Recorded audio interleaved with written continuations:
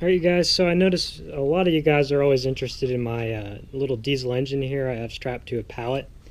So I figured I'd go a little bit more into detail about this engine and what it's supposed to be on and all that kind of stuff. So this is a Lister Peter LPWS2 two-cylinder diesel engine. It's not turbocharged. Here, I'll let you get up close to the serial number so you guys can see. It says made in 2008. And has an RPM of 1500 and a kilowatt output of 7.5 kilowatts. So that's what it's rated to. Obviously, this I can go in and adjust this engine and change the RPMs. I went in and changed that, so it's no longer a fixed speed engine. I mean, it can go back and become a fixed speed engine again, but it's not. I took that feature off because this engine's usually used on a generator. But I'll show you guys this. I have the workshop manual here.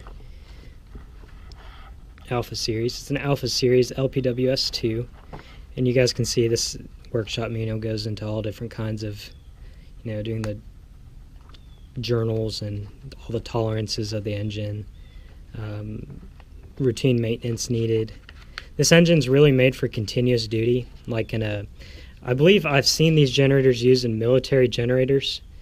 And telecommunication generators, maybe like a cell phone tower in the middle of Alaska where you can't get power.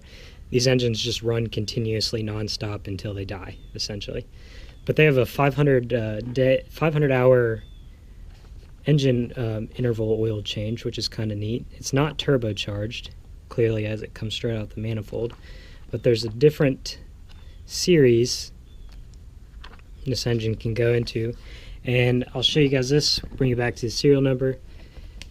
So you can see LPWS2A, and then the last three digits right here are your build code, 407. So if we go to build details here for the, this is inclusive to all engines except the gas models. You got all different build codes. You got to find the build code for this one, which is 407. You can see fixed speed, 1500 RPM. 110% load, Class A1. I'm not really sure what the Class A1 is. I think it has something to do with generator response, possibly. I know 100 to 110% load is for generator use and be able to run it more than what it's rated for. But you can see it's fixed at 1500 RPM and 110% load. So it was originally a pretty slow speed diesel engine. But you go over here to the technical data, is which I'm looking at. We got the LPWS2 right here. Two-cylinder, it's indirect injection, so it's IDI, kind of like old Power Stroke used to be. Actually, I don't think they were called Power Stroke at the time, but it's an IDI engine, runs anti-clockwise, and here's all the, tolerances or factory specs that come with it. Firing orders 1, 2. Yeah, this is a lot, mainly build specific. Minimum full load speed is 1500 RPM. So this engine's at the base, very bottom of what it can be rated for. So obviously this one was built for longevity because they're trying to keep the RPMs low. This is just different micron for the fuel filter, how good the fuel filter it has to be. That's for the gas engines, but as you can see, it's pretty simple.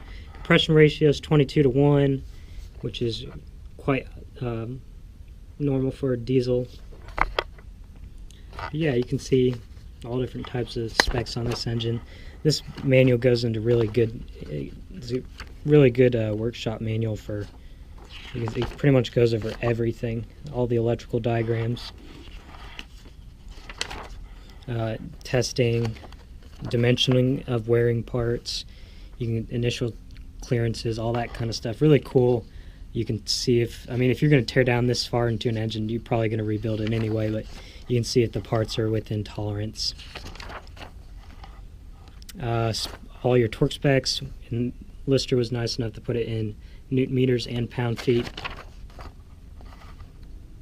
Yeah, you guys can see every 6,000 hours give the engine a major overhaul if necessary.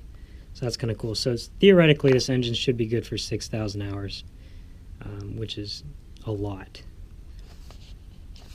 of hours. But I've heard these Listers going for much longer than that, which is kind of cool. But yeah, just normal workshop manual stuff, specs, tolerances, firing order, oil change information. I've never done an oil change on this. I'm still using all the factory stuff, so we'll put this manual back over here and get back to the engine. So we're going to go ahead and try to start it today. I'll show you what I do to start it. In here, this is a gas tank off an old Tecumseh gas lawnmower engine. It's the only thing I had at the time, so that's what I used. Runs into this normal rubber automotive fuel line, into the fuel inlet, which is like a metal inlet. It looks like a compression flared fitting connection. Into this fuel filter. I don't believe this. Yeah, I don't believe this to be a. It might be a fuel water separator, but I think it's just a fuel filter, and it goes into your injection pumps here. It has individual injection pumps. As you can see, it goes in, into injection pumps, wraps around, goes up back to the injectors for each one, and you can increase and decrease the fuel manually on each of these, which is kind of cool. It did have a mechanical fuel pump, and I actually still have the mechanical fuel pump, but I did not install it when I put this together. As you can see, this is a different part. I got this engine in pieces and had to kind of put it together. Check the lube oil. This engine is really good. You can see, like most diesels, it turns black pretty quickly, but it's right up to the full mark. There you go. And this is your throttle. Now originally this would have been set to 1500 RPMs, which is probably like right there, and it would just ran like that for a generator, I'm guessing for the military or so. Got a temperature sensor, which I don't use. I pretty much run this thing straight off the pallet and kind of trust my instincts of whether it's running hot or not. I have a fan up here, so when we start it, we will let it run a little bit and then we'll flick on the fan to keep it cool, because there is a thermostat in here. I know that for a fact because I installed it. And yeah, and this is, I had no idea what tier engine this is, but yeah, you can see it's pretty dirty. I'm guessing it's probably, I want to say Lister rates the direct inject version as tier 4, but I know for a fact this is definitely not tier 4. This is tier 2 maybe. Actually, it's probably just tier 1 because it's really dirty exhaust. But yeah, moving on. I don't have a clutch. I don't have an engine fan. I'll need to get one of those eventually, come time when I actually plan to do something with this. Look up here. We got plenty of coolant in there. Close that up like that, so we keep coolant pressure in there. And yeah, and here's your shutoff. It's just a fuel shutoff. Really simple. Manual shutoff. Yep.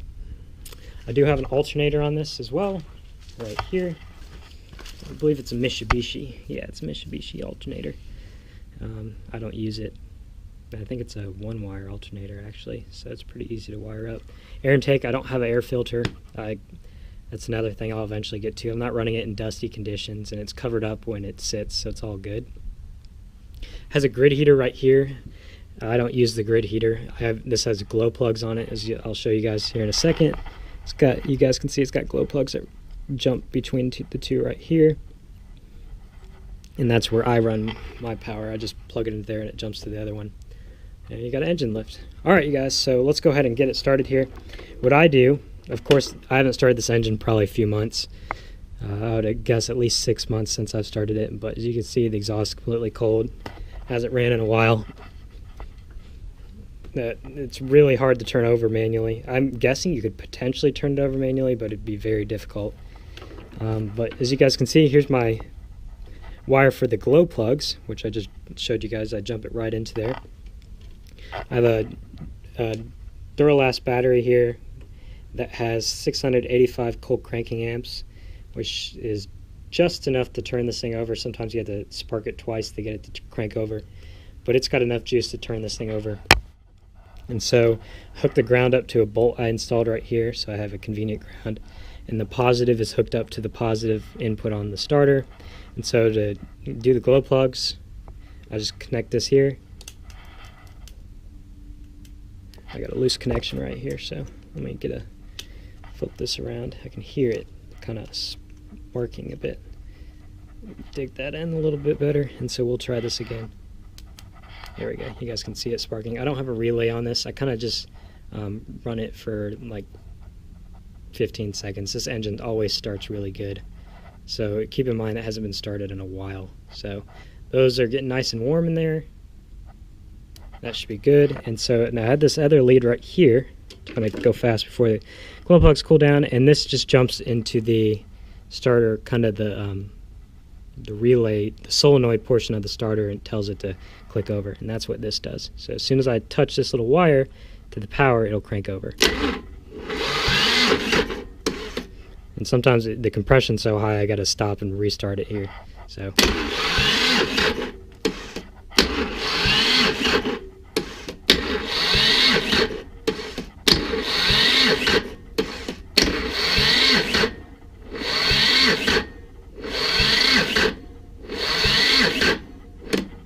give it a second there. Of course, these are getting really hot because it does take a lot of power to crank this thing over. We'll get a little bit more glow plugs since I sat there and talked for a while. Glow plugs. And give that thing a break there. Okay, that's good. And then we'll go ahead and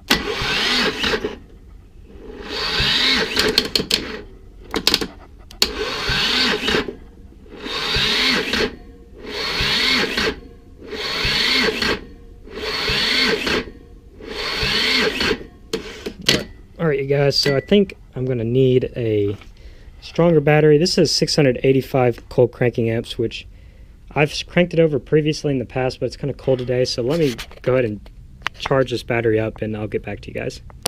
Alright, back with you guys here. I got my battery hooked up to my little battery charger here. This is not the strongest battery charger. It's putting out about 6 amps, so it'll take a little while here to charge this up.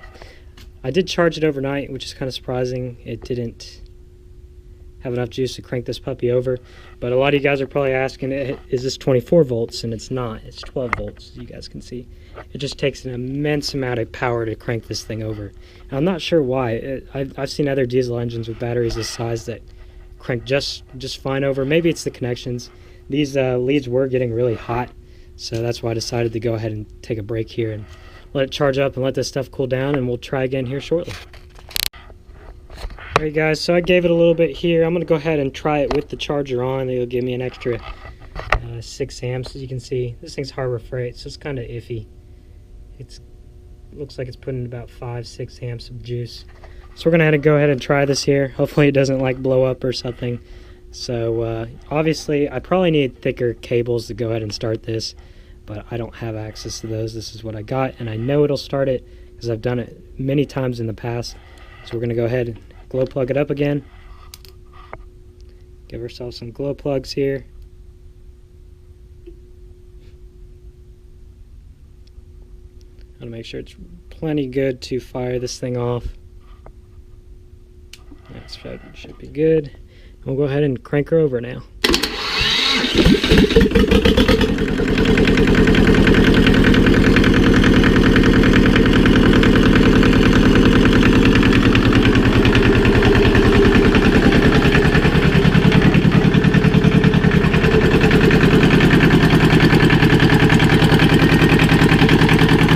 As you guys can see, all it really needed was a little bit of help from the battery starter. I mean, battery jumper.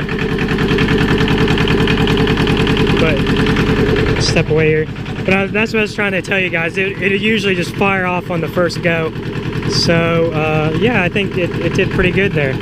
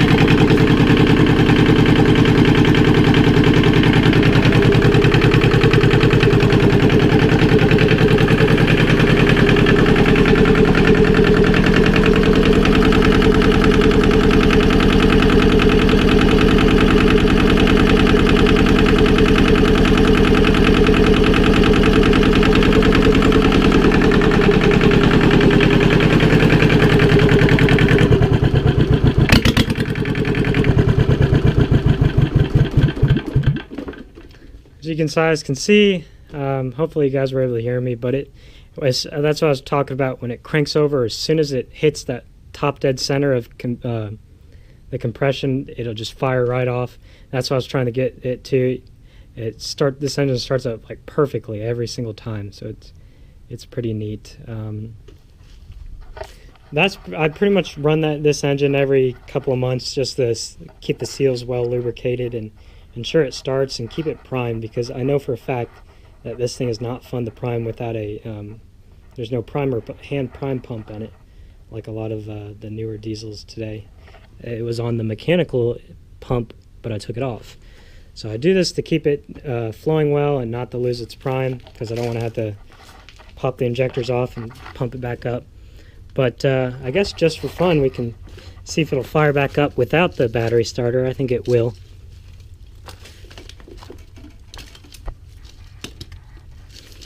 Excuse the mess over here. This is kind of like my to-do shed. Hook that there. Hook this jumper lead back to that. Positive, negative. There we go. And I don't think we'll even have to glow plug it. I think we'll just go for it. No, my thing is jumping. So let's try it again.